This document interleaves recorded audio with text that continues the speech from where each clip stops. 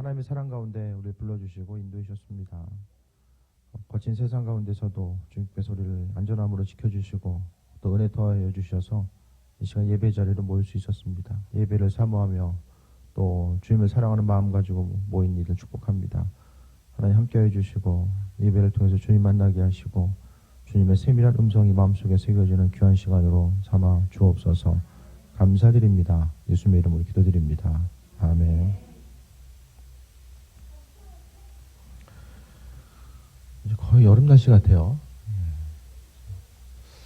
시간이 좀 또 계속해서 말씀드리지만 빠르게 지나가는 것 같습니다. 계절의 변화가 느낄수록 우리는 시간 빨리 가는구나 거기서 그치는 것이 아니라 하나님께서 우리에게 허락하신 소중한 시간들을 어떻게 하면 더 의미 있고 가치 있게 보낼 수 있을까에 대해서 한 번 더 좀 생각해 보는 시간이 되어야 되지 않을까 다시 한번 돌아봅니다. 오늘 성경은요, 갈라디아서를 통해서 육체의 일과 성령의 일, 성령의 열매에 대해서 말씀하고 있습니다. 항상 이 성경에서 이야기하는 것은 이분법이거든요. 둘 중에 하나를 이야기합니다. 세상은요, 이것일 수도 있고 저것일 수도 있는 것을 이야기해요. 이것일 수도 있고 저것일 수도 있고. 세상에서 말하는 진리는 여러 가지인데요. 성경에서 말하는 진리는 한 가지입니다. 생명 되신 예수 그리스도 그분이 유일한 진리고요. 세상에서의 진리는 이것일 수도 있고 저것일 수도 있고 많은 부분을 이야기하지만 성경에서는 아주 단순합니다. 성경의 개념은 아주 단순해요. 둘 중에 하나. 그래서 제가 자주 비유로 말씀드리는 것이 양이나 염소냐, 반석 위에 세워져 있냐, 아니면 모래 위에 세워져 있냐, 이런 부분들을 계속해서 또 언급하고 있는 이유입니다. 우리가 삶을 살아가면서 또 잊지 말아야 될 것은 육신의 일과 성령의 열매, 육체의 일이라는 것은 그냥 하고 싶은 대로 사는 거예요. 내 인생을 의미 있고 가치 있고 기쁜 삶을 살기 위해서는 어떤 부분에 이제 중심을 두잖아요. 그것을 위해서만 살아가는 것이 이제 육체의 일로서 비춰지게 되고요. 성령의 열매, 성령의 일은요, 하나님께서 우리를 창조하신 목적이 있거든요. 우리가 어떻게 하다 보니까 그냥 세상에 태어난 것이 아니라 하나님은 분명한 창조의 목적을 가지시고 우리를 이 땅에 불러주셨다라는 사실에 대해서 말씀합니다. 그러니까 창조주 하나님의 그 목적에 맞게 삶을 사는 것이 이제 성령의 일이고, 육체의 일은 이 세상을 살아감에 있어서 눈에 보이는 대로. 그러니까 결국 조금 더 이제 의미를 확장시켜 보면, 지난번에도 말씀드렸던 것처럼 인생에 있어서의 종착지가 어딘가, 이것에 따라서 달라지게 됩니다.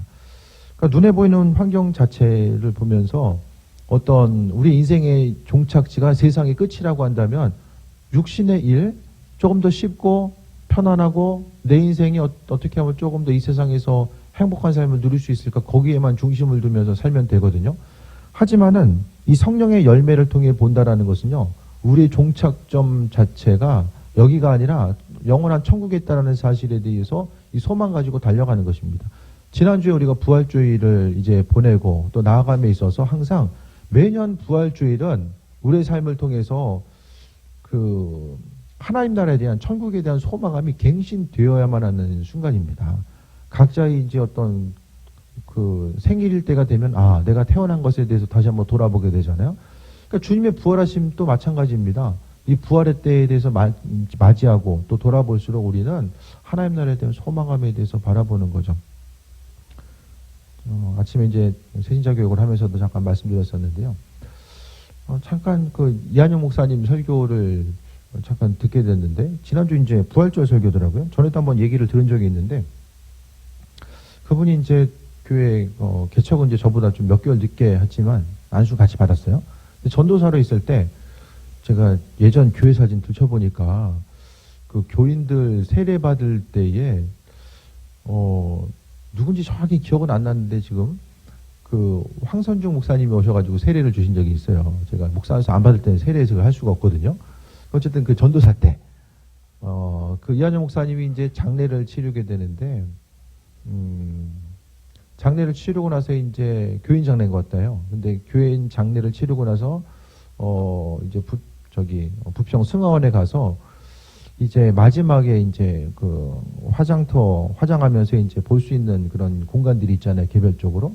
거기 있는데, 갑자기 이제 몇 초간 이제 환상을 하나님께서 이제 열어주셔서 그 교인이 천사와 함께 하늘로 올라간 것을 본 거예요. 그러면서 이제 그 교인이 이야기한 게 뭐냐면, 잠깐의 순간의 시간이었지만은, 이제, 목사님 지켜주셔서 감사해요. 이야기를 하면서 올라갔다라는 거예요. 밝은 표정으로. 근데 그때에, 본인이 이제 전도사였는데, 그 성도님은, 이 전도사님을 이제 목사님으로 불렀다는 거예요.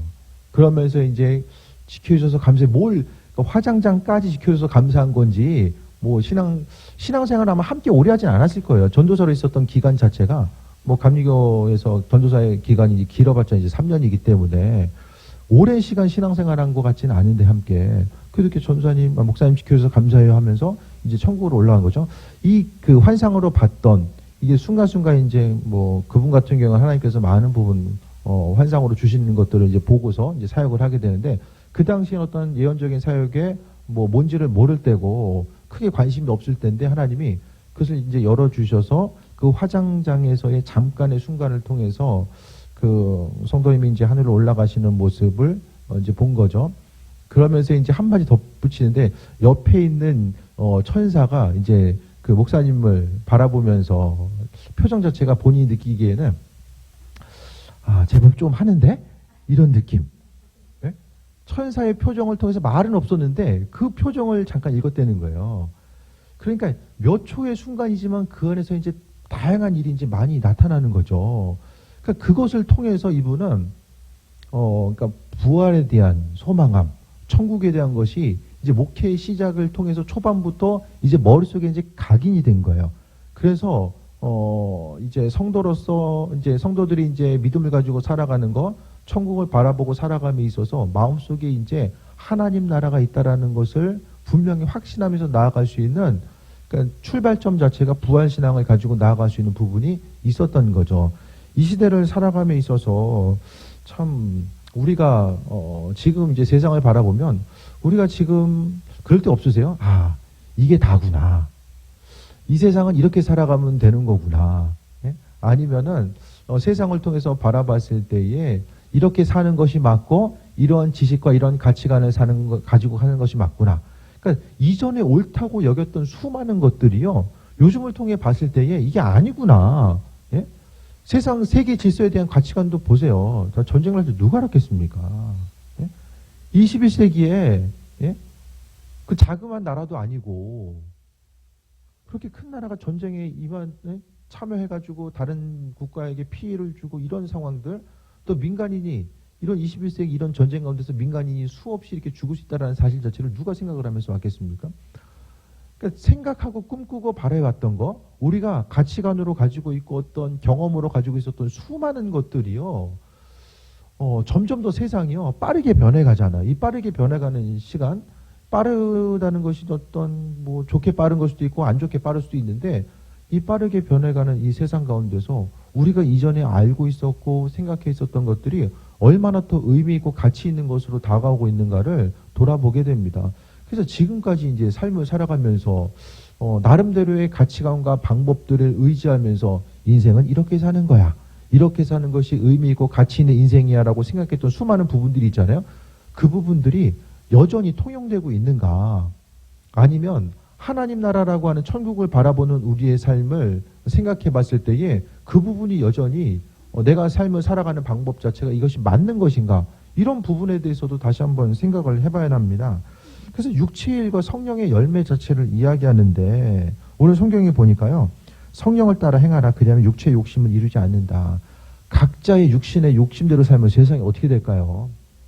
다른 사람들을 섬기거나 배려함 없이 그냥 하고 싶은 대로 살면 어떻게 됩니까? 다툼과 원망과 불평이 끊이지 않을 거예요.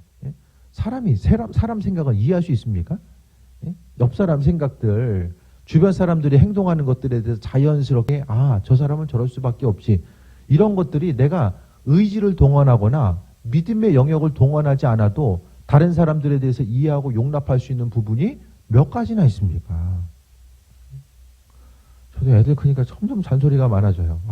내가 어느 순간 보니까 이게 엄청나게 이게 잔소리 이제 하고 있더라고요. 그래서 하지 말아야 되는데 하면서도 잔소리를 왜 합니까? 이해를 못하니까, 이해하지 못하니까 하는 거고, 이해하지 못하니까 이제 믿지를 못하니까 옆에서 이제 감시의 눈초리를 이제 다 계속해서 보내줘야 되잖아요. 이런 부분들이 이제 어떻게 생각하면 다른 사람들을 이해하고 용납하는 거, 가정뿐만 아니라 일터에서나 각각에 속해 있는 부분 가운데서 더불어 살아가기 위해서는 정말 삶에 있어서의 많은 부분이 필요하잖아요. 어떤 사람이 전원 인터넷 뉴스를 통해 보니까 전원 생활, 귀농해서 삶을 사는 데 있어서의 좋은 점 한 가지, 나쁜 점 한 가지를 이야기하더라고요. 좋은 점, 사람이 없다. 좋은 점, 사람이 없다. 나쁜 점, 역시 사람이 없다. 사람이 없어요. 사람이 없어요. 만날 사람이 없어요. 여러분 어떠십니까? 삶을 살아감에 있어서 근데 요즘에 이제 그 팬데믹 이후에 사람들이 점점 더 밖으로 나가잖아요. 많은 부분. 그러니까 아무래도 사람은 더불어 살아갈 수밖에 없는, 서로서로 좀 부딪히고 더불어서 살아갈 수밖에 없는 존재인 것 같아요. 그런데 더불어 살기 위해서는요, 문제가 뭐냐면 이 교회도 마찬가지거든요. 육신의 생각만 하면 교회만큼 싸움하기 다 적당한 데가 없어요. 어떤 사람들이 더 싸움을 합니까? 공통점이 없는 사람들이 모이면 싸움을 해요. 서로서로 공통점이 없으면 싸울 수밖에 없거든요. 계속 다른 것만 보이니까. 교회도요, 예수님 외에 다른 게 보이기 시작하면은 뭐 교회 일도 뭐 하는 사람이 있고 안 하는 사람이 있고 더 열심히 있는 사람이 있고 더 열심히 없는 사람이 있고 왜 이래저래 이제 공통점이 없이 예수님 외에 다른 것을 생각하면서 바라보다가는 이 원망과 다툼과 이제 불평, 이 다툼이 계속해서 이어질 수밖에 없거든요. 원래 하나님이 교회를 주신 목적은 그거 같아요. 천국을 미리 경험해라. 천국을 미리 경험하라고 교회를 주신 것 같아요. 그래서 신앙 공동체들, 아무래도 천국에서 만날 가능성이 더 큰 사람들은 세상 밖에 아니라 교회 공동체 가운데 가능성이 있잖아요. 그러니까 이 가운데서 우리는요, 천국을 누려야 되고, 아, 하나님 나라가 이런 곳이구나. 그러니까 조금 더 얘기하면은, 천국이 익숙한 거야. 천국이 너무 익숙해. 교회에서 보던 사람 만나고, 아, 뭐, 교회나 천국이나 다를 바가 없네? 꿈 같은 얘기죠. 아니, 그래야 되지 않나요, 우리가? 아, 교회가 주님 만나는 게, 아, 이런 거였구나. 전혀 세상을 살면서 잘 경험하지 못하가 천국 가면은, 얼마나 뜬금없어요. 교회에서 맨날 다투다가 천국에서 또 봐. 그래서 저는 각자 좀 궁금한 게, 저도 그게 좀 궁금해요. 우리 죄된 본성이 천국 가면은 이게 리셋되는가. 그런 거 좀 궁금하지 않으세요? 맨날 이게 원망 불평하고 입술을 이게 줄거나 주체할 수 없는 사람이 천국 가면은 그래도 은혜 가운데 구원을 받았다라고 한다면 이 입술은 어떻게 될까? 이런 생각들 좀 가끔 해보게 되거든요. 근데 모르겠어요. 근데 뭐 나름대로의 뭐 안전장치가 천국에서 있겠죠. 천국에서 뭐 원망과 다툼, 불평이 있다는 소리는 안 하고 있으니까. 그러니까 교회에서 우리는 천국을 경험할 수 있는 곳이 되어야 되고요. 우리가 주님을 위해 살 수 있는 것 자체가 이 교회라는 이 공동체, 어떻게 생각하면 하나의 플랫폼이 될 수 있죠. 우리가 주를 위해서 행할 수 있는 것. 만약 교회가 없으면 어떻게 됩니까? 우리가 주님을 위해서 할 수 있는 게 뭐가 있어요? 예를 들어서 뭐 해외 선교를 향해서 선교사님을 돕는다고 했을 때도 누구를 어떻게 도와야 되는지를 어떻게 알아요? 알아서 그냥 각자 그냥 해외 다녀보실 거예요? 이것을 검증하고 점검할 수 있는 방법들이 없고 주님 원하시는 뜻이 무엇인지도 모르잖아요. 그러니까 교회는요, 성령의 인도하심, 교인들은 오늘 뒤에 보면은 육체의 일과 성령의 열매가 이제 나오게 되는데 육신에 원하는 것이 아니라 성령께서 원하시는 삶을 살아가야 돼요. 왜냐면은 17절부터 볼게요. 육체의 소욕은 성령을 거스르고 성령은 육체를 거스려요. 우리의 그 영적인 것은 예배 드려야 돼 하는데 우리 육신은 엄청나게 피곤하잖아. 서로 계속해서 이제 싸우게 됩니다. 서로 이제 심지어는 대적한대요. 하나님 원하시는 것과 육신의 일들이 하나로 일치돼서 가면 참 은혜로운데 계속해서 대적을 한대요. 성령은 의뢰자를 이끄시는데 우리의 육신은 오늘만 날이냐. 계속해서 이제 그 뒤로 미루고 또 우선순위를 이제 바꾸는 거죠. 그러면서 17절을 보니까 너희가 원하는 것을 하지 못하게 한다. 이 둘이 계속해서 부딪히면요, 우리가 바라고 원하는 일들을 할 수가 없어요. 그러니까 우리의 심령은 성령의 인도하심 따라 삶을 살아가야 되는데 내 안에 있는 성령 또 성령은 하나님의 선하신 뜻이 무엇인지 우리에게 비춰주시는데 그것을 하지 못하도록 만드는 거죠. 육체의 일은 뭐냐? 성경은 아주 분명하게 얘기해 주고 있어요. 육신의 일이 무엇인지 성령의 일이 무엇인지를 반드시 알아야 될 것들은 모호하게 적어놓은 것이 아니라 분명하게 우리에게 말씀해 줍니다. 그래서 말씀하는 것이 육체의 일은 분명하니 곧 음행과 더러운 것과 호색과 이거 자체는 이제 육신적으로 음란하고 방탕한 생활하는 거죠. 음란과 방탕은 이 세상 그 로마 시대 가운데서 어떤 그리스 로마 이 가끔 보다 보면 이 올림픽 때 보면 이제 좀 이렇게 흰옷 이렇게 그 원피스라고 해야 되나요? 이 가운처럼 이렇게 비슷하게 이제 입고 있는 그 여자분들이 이렇게 성화같이 이렇게 불 올리고 있잖아요. 네. 그분들의 역할 자체가 겉보기에는 멋있어 보이는데 로마 시대 당시 있어서의 성전 창기들입니다. 네? 그러니까 성전에서의 음란한 행위들이 그 당시에 분명히 그러니까 구약에 있었던 어떤 그 바알과 아세라를 섬겼던 것들이요. 그것들이 이제 계속해서 이어져 나가요. 그래서 로마 시대까지. 그래서 로마의 문화를 통해 보게 되면 그 음란함이 계속해서 세상 문화 가운데 또 어떤 종교 가운데서 그러니까 종교가 음란하다 보니까 세상에서의 문화는 역시 똑같이 죄를 지어도 이게 이제 음란한 것임을 알지 못하면서 이제 살아가고 있는 거예요. 그렇기 때문에 제일 첫 번째 성경에서 첫 번째 이야기하는 것은 의미가 있는 거죠. 육체의 일은 분명하니 음행과 더러운 것과 호색과라고 이야기합니다. 우리 큐티 보면은 정말 이 음란 때문에 무너지는 가정들이 얼마나 많이 있어요. 사람들이 얼마나 고통당합니까? 그로 인해서 한순간에 육신의 쾌락을 위해서 쫓다가 얼마나 많은 부분들이 사라지고 무너지면서 살아가게 됩니까? 한 번 죄 짓고 끝나는 것이 아니라 그 죄로 인해서 주변의 사람들이 경험해야 되는, 당해야 되는 고난 자체가 얼마나 큰 것으로 다가오는지를 우리가 또 큐티함을 통해서도 보게 되잖아요. 이 땅 가운데서 이 음란의 문제는 점점 시대가 더하면 더할수록 이제 계속돼서 갈 수밖에 없고요. 그러니까 이게 문제가 뭐냐면 옳고 그름이 이제 무너지는 거예요. 그러니까 육신의 일과 성령의 일, 예를 들어서 이런 경계가 무너지는 거야. 이전에는 이게 죄다 아니다가 이제 경계가 명확했어요. 근데 이후에는 이 경계가 이제 무너져 가는 거죠. 대표적인 예가 이제 군인들끼리 동성애도 자기들끼리 협의했으면은 이것이 이제 뭐 죄가 아니다, 처벌할 수 없다라는 이제 판결이 나왔잖아요. 그러니까 이런 것들도 죄가 뭔지 또 도덕적으로 행해야 될 것과 하지 말아야 될 것들이 무엇인지에 대해서 이 분별할 수 있는 시대적인 이런 그 기준 자체가 점점 더 무너지다 보니까 앞으로 시대가 가면 갈수록 더 마찬가지입니다. 그래서 문제가 뭐냐면은 사람이 해야 될 것과 하지 말아야 될 것들을 더 이상 세상 도덕과 법률과 관점의 기준 가지고는 이것을 판단하기가 점점 더 어려워지는 이 시대를 살아가고 있다는 거예요. 성경의 윤리 기준은요 상당히 엄격해요. 행동하는 것뿐만 아니라 마음의 생각까지 있는 것까지 터치를 해요. 너 죄된 생각을 가지고 있어? 그거 죄야라고 이야기하거든요.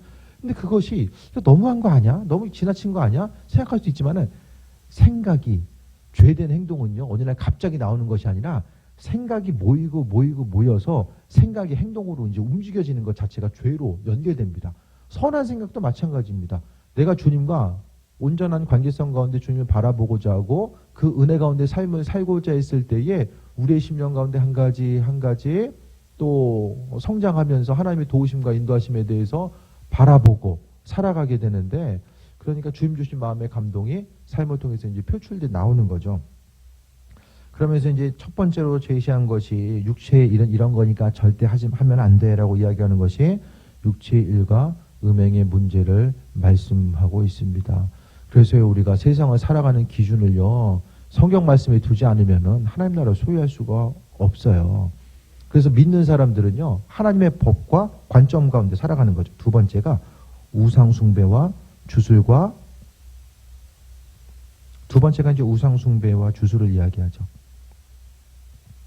우상 숭배하는 하나님 외에 다른 쪽으로 이제 마음에 중심을 두고 살아가는 것 자체에 대해서 말씀하고 있습니다. 그러니까 왜냐면은 그러니까 하나님 입장에서는 천지는 하나님께서 다 디자인하시고 예? 함께 하신 거죠. 그러니까 쉽게 말하면 저작권이 하나님께 있어요. 세상 모든 것을 창조하신 저작권, 우리를 향한 창조의 모든 것들이 다 하나님께 있는데 그 저작권을 다른 사람에게 찾는 거죠. 저작권료를 딴 쪽에 갖다 주는 거예요. 예를 들어서 하나님이 다 디자인하시고 창조하셨는데 이거 하나님이 아니라 다른 누군가가 창조하셨나? 이런 생각을 가지고 이제 삶을 살아가는 거죠. 그래서 우상 숭배하는 건요, 이게 주인을 잊어버리는 거예요. 누군가에게는 뭐 타종교를 향해서 나아가는 것뿐만 아니라 우리에게 있어서 하나님 외에 할 수 있는 거. 그러니까 쉽게 얘기해서 이 세상에서의 가장 강력한 우상은 돈이잖아요. 돈 있으면 다 되고, 돈 없으면은 인생 무너지고, 있으면 행복하고 없으면 불행하고, 있으면 할 수 있을 것 같고 없으면 아무것도 못할 것 같고, 이게 바로 이 하나님 파워거든요. 그래서 성경은요, 이 돈에 대해서 상당히 경계하면서 우리에게 말씀하고 있습니다. 우리의 인생 가운데 예전에 이제 저희 클 때까지만 해도 뭐 직업하면은 뭐 대통령도 있고 뭐 교사도 있고 여러 가지 있었는데, 이제는 싹 다 그냥 그 원리와 법칙 자체가 다 무너졌어요. 무조건 이제는 아이들도 원하고자 하는 직업 1순위, 돈 많은 사람, 돈 많이 벌 수 있는 게 이제 직업 1순위. 이제 뭐 윤리와 도덕과 가치, 뭐 다른 사람들을 섬기고 나누고 뭐 세워가고 이런 거 다 필요 없어요. 돈 많이 벌 수 있는 직업 자체가 이제 가장 핵심적인 가치로 이제 올라가게 되는 거죠. 그래서 주님 바라시고 원하신 일들이 무엇인지를 이제 돌아보면서 살아가야 되는데, 그러니까 삶을 통해서 우리가 정말 하나님께서 바라시고 원하시는 삶, 그것은 죄와 계속해서 싸워 나가야 됩니다. 그래서 우상 숭배하는 거, 다른 거 의지하는 거, 제가 목회 초기부터 우상 숭배하면 망한다, 이거 용서받기 힘들다, 제가 그 부분을, 이 교만한 거 우상 숭배 용서받기 힘들다는 사실을 끊임없이 초반부터 제가 그 부분을 강조드렸거든요. 그러니까 삶을 통해서 내 삶의 주인이 누구인가, 주인 누구냐, 이런 부분들에 대해서 항상 돌아봐야 됩니다. 그래서 우리로 하여금 순간순간 이 문화를 가장해서 이렇게 마음을 빼앗고자 하는 것들, 또 전보는 거. 그래서 말씀드렸잖아요. 교회 한 5년 안에 교인 중에서 30%가 전보로 갔다고. 여기도 몰라요. 30% 하면 30%. 그래서 못 들은 분 있어. 다시 말씀드리면은, 저희 이제 그 이광수 목사님 모시고 이제 6월달에 집회한다고 했잖아요. 6, 7, 8일. 전에 한번 오셨던 분이죠. 6, 7년 된 것 같은데, 이번에 이제 이한영 목사님 교회에서 집회했을 때에 예배 끝나고 이제 개별 기도 사역을 하는데, 목사님이 이제 그 집사님께 전 보러 가셨냐고 물어본 거야. 그러니까 마음속에 어떤 죄가 있는 것을 하나님께서 어떤 기도 사역을 하고 예언 사역을 해도 그 사람 안에는 죄성에 대해서 굳이 뭐 끄집어내지 않아요. 하나님께서 보여주신 것만 아는 거지, 무슨 마음속에 얼굴 눈 뚫어지게 보면 죄 있는 게 다 보이고 이런 게 아니거든요. 주님께서 마음속에 알게 하시는 것만 알게 하시는데, 그 집사님이 이제 목사님 보기에 전 보신 적 있냐고, 전 봤냐고 물어본 거예요. 그랬더니 전 안 봤다고, 안 봤다고 얘기했어요. 그러면서 나중에 이제 이야기한 게 뭐냐면, 그날 집회 오는데 주변에 있는 지인이 이거 용한 점쟁이라고 전화번호를 준 거야. 요걸 딱 받아가지고 가지고 있었네. 요게 이제 딱 감지가 돼요. 전에 전 보러 간 적이 없는데, 요거 딴 거 전 본 것도 아니에요. 전화번호 이제 받아가지고 이제 갖고 있는 거, 요거 하나가 이제 그걸 얘기한 거예요.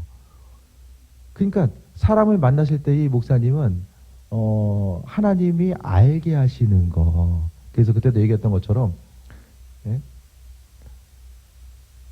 전 본 사람 앞에 있으면은 하나님께 사인을 주신대요. 한쪽 눈을 통해서 사인을 받는 게 있어요. 눈에 어떤, 이게 정확히 모르겠는데 어떤 떨림일 수도 있고 통증일 수도 있고 어떤 반응일 수도 있는데, 그 반응이 이제 왜냐하면 수만 명의 사람들 사역을 하다 보니까 자연스럽게 이제 하나님이 알게 하시고 약속이 된 거죠. 이런 사인을 주면은 이런 거는 이런 문제야. 그거 왜 알게 하십니까? 그거 좀 부끄러운 것도 왜 알게 하세요? 그거 전화하면 안 되니까 하나님 알게 하시는 거죠. 이걸 통해서 이거 우상숭배의 문제는 심각하다. 하나님이 얼마나 이게 싫어하시는가. 죄에 대해서 아주 정확하게 끄집어서 알 수 있게끔 만드시는 것은 분명한 이유와 목적이 있다는 것을 우리가 알아야만 합니다. 그 다음에 원수 맺는 것과 분쟁과 시기, 분냄, 당짓는 것, 분열함. 이단의 문제. 하나님 가장 싫어하시는 게요. 싸우는 거예요. 싸우는 거.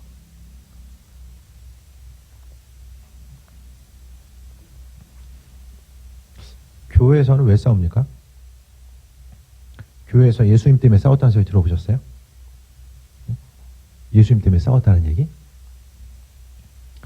각자의 생각과 관점 때문에 이제 싸우거든요. 평신도들 싸우고, 목사님들도 회의하다가 싸우고, 다 싸워요. 오늘 본문에 나오는 것은 죄를 이야기하면 세 번째가 시기하고 분쟁하고 당짓는 거, 서로서로 끼리끼리 모여가지고 저 사람 저런 사람이야. 그런 부분에 대해서 하나님 너무 싫어하신다는 거예요. 왜? 성경에서 신구약을 통해서 사랑하고 협력하고 섬기고 내 이웃을 심지어는 내 몸과 같이 사랑해라 라고 주님 말씀하셨는데 그 사랑해야 될 대상을 향해서 하지 말아야 될 말을 쏟아내고 또 원망과 다툼과 이 불평의 말을 쏟아내는 거, 또 서로서로 모여서 험담하는 그런 부분들. 그래서요, 분쟁하고 시기와 분냄과 당짓는 거, 분열, 이단 다 마찬가지입니다. 그래서 죄를 이야기했을 때에 우리가 가장 짓기 쉬운 죄가 요게 아닌가 생각을 해요. 사람들과의 관계성이 있다 보니까 저 사람 왜 이러지? 그때는 그런 생각이 들 때는 그냥 말을 안 하는 게 좋은 것 같아요. 저도 누가 이제 어떤 사람에 대해서 물어보면 저한테 있어서의 그분의 이미지가 정말 부정적이고 안 좋아요. 근데 누가 얘기하다 보면 일부러 그냥 얘기를 안 하죠. 잘 모르겠어요. 그냥 피하고 말아요.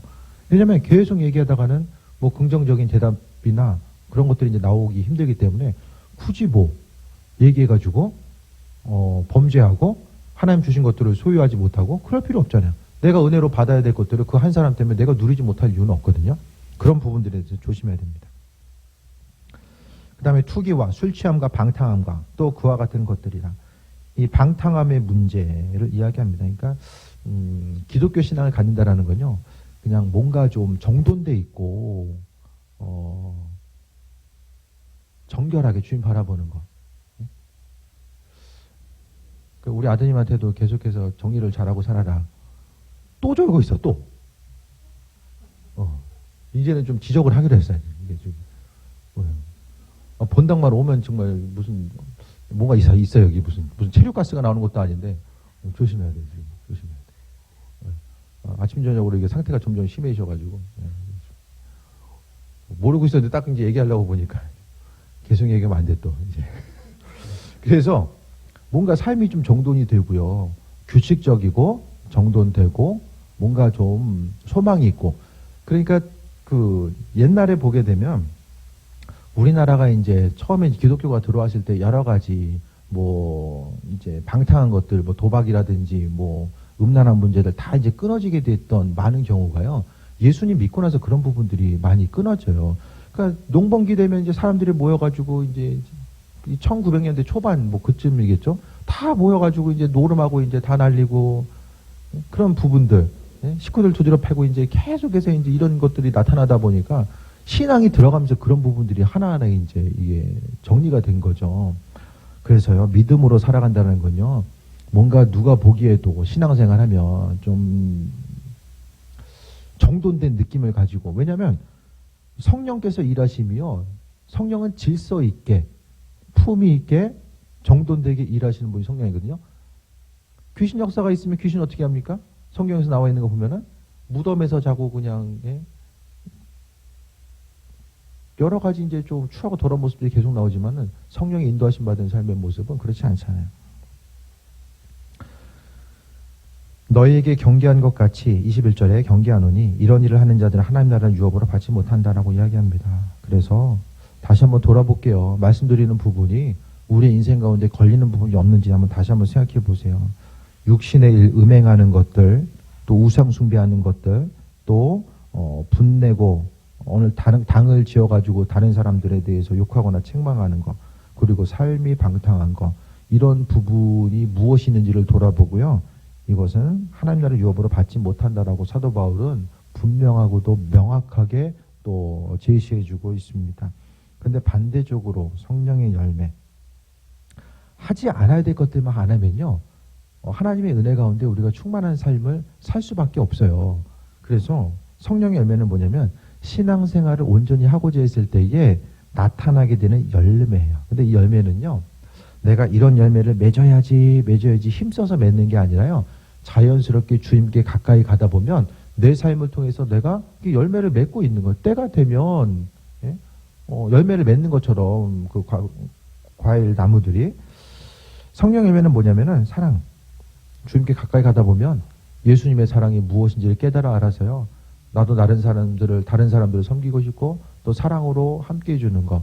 그러니까 뭔가 이전에는 눈에 보이는 대로만 봤다라고 한다면 이후에는 그 심령 가운데 있는 다른 사람 안에 있는 마음의 그 생각 가운데 이 사랑함의 모습, 그 인도하심의 모습에 대해서 바라보는 거죠. 그래서 사랑의 시선으로 바라보고요. 또 이제 성령의 충만한 삶을 살다 보면 마음속에 기쁨과 화평이 있어요. 희락과 화평. 하나로서 이제 연결돼 볼 수 있거든요. 마음에 기쁨이 있어요. 주님께 가까이 가면 가까이 갈수록 마음속에 기쁨이 존재한다는 거예요. 그래서 우리의 심령 가운데 기쁨이 없다라고 한다면 우리가 돌아봐야 될 것은 내 안에 주님의 자리, 또 성령 충만함의 자리가 어떠한가를 한 번 더 생각해 봐야 되는 거죠. 그래서 신앙생활 건강하게 잘하고 있다는 건요, 마음속에 기쁨이에요. 그래서 제가 요즘에 인생 기쁘게 살자고 계속 강조하고 있잖아요. 빠르게 지나가는 이 세상 가운데서 우리가 5년 더 살지 10년 더 살지 아무도 모르잖아요. 하루하루 눈에 보이는 환경 때문에 괜히 신문기사 읽으면서 스트레스 받지 마시고요.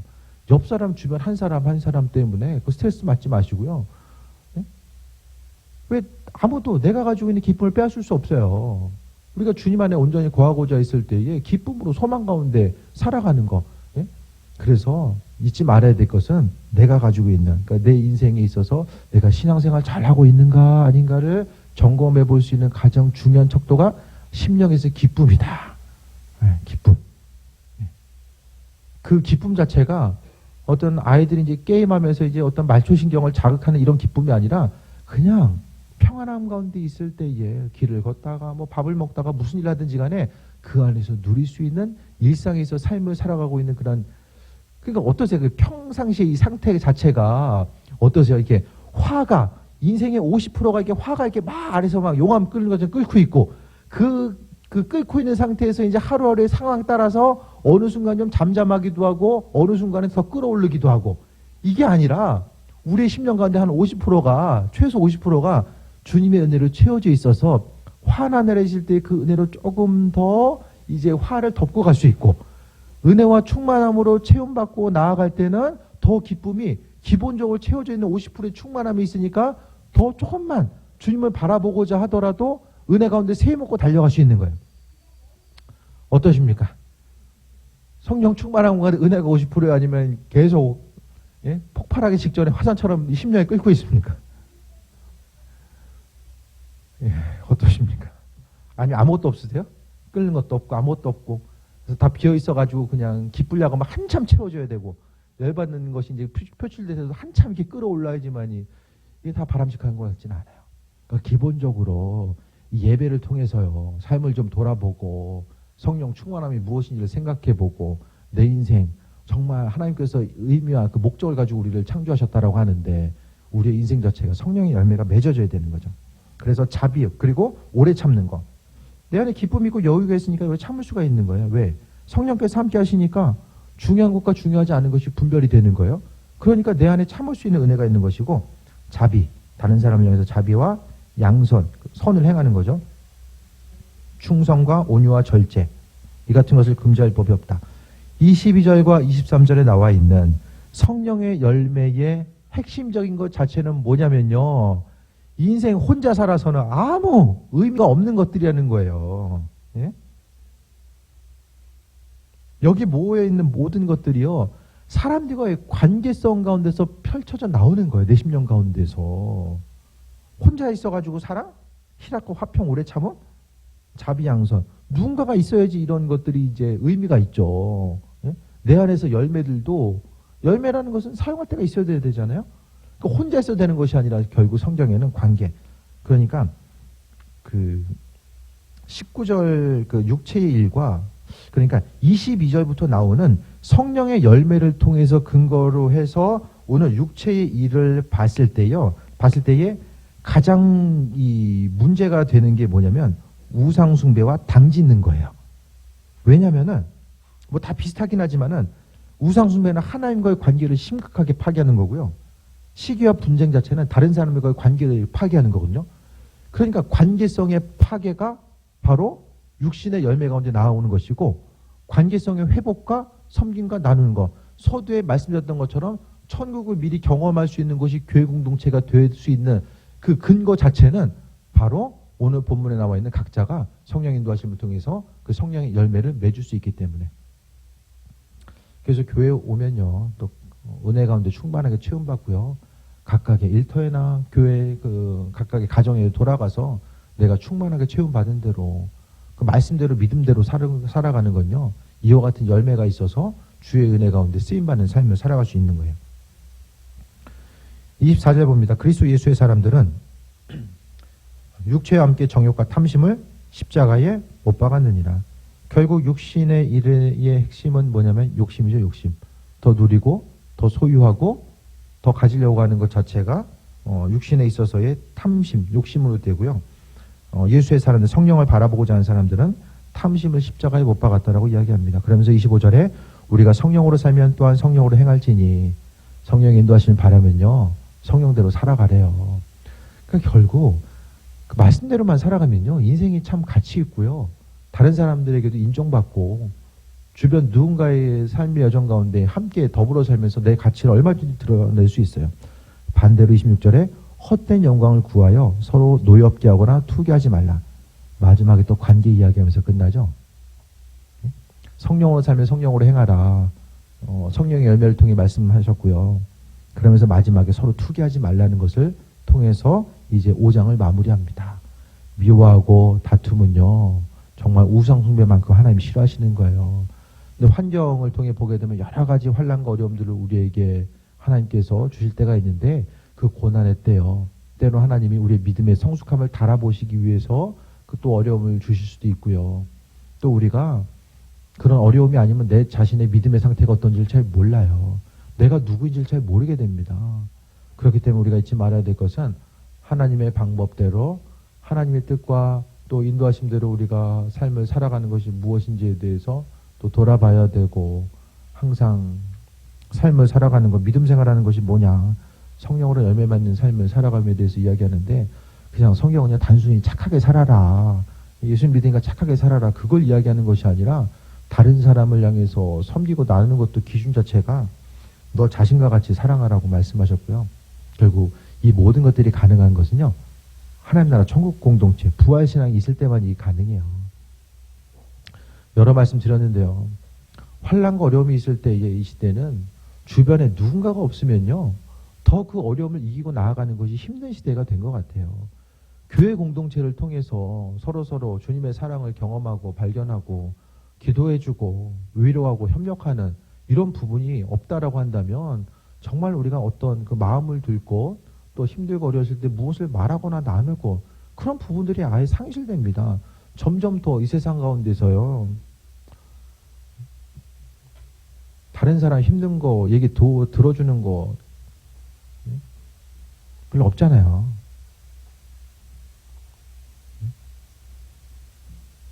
말한다고 해서 이게 해결이 되는 것도 아니고, 주님께 말씀하시고요, 그분의 세밀한 음성에 귀를 기울이시며 삶을 살아감에 있어서 신앙인으로서 어떤 삶을 어떻게 살아가야 되는가, 믿음으로 살아가는 것이 무엇인가를 다시 한번 돌아보시고요, 우리가 믿음으로 살기 위해 힘들고 고난당하고 때로는 억울하고 고통 가운데 있다라고 할지라도 그거 다 심은 대로 주님께서 갚아주신다고 말씀하셨으니까 주님이 갚으실 줄 믿고 삶을 살아가는 거죠. 세상이 억울한 거,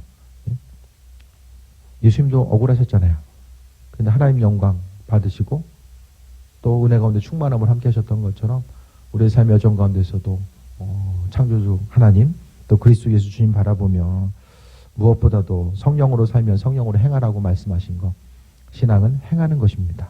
행함 없이 모든 것은 다 이룰 수 있는 것은 없어요. 행함으로 주께 영광 돌리시고 삶의 순간순간마다 그리스도 예수 주님의 사람으로서 승리하는 귀한 삶 되시기를 축원드립니다. 주신 말씀 붙들고 기도합니다. 이 시간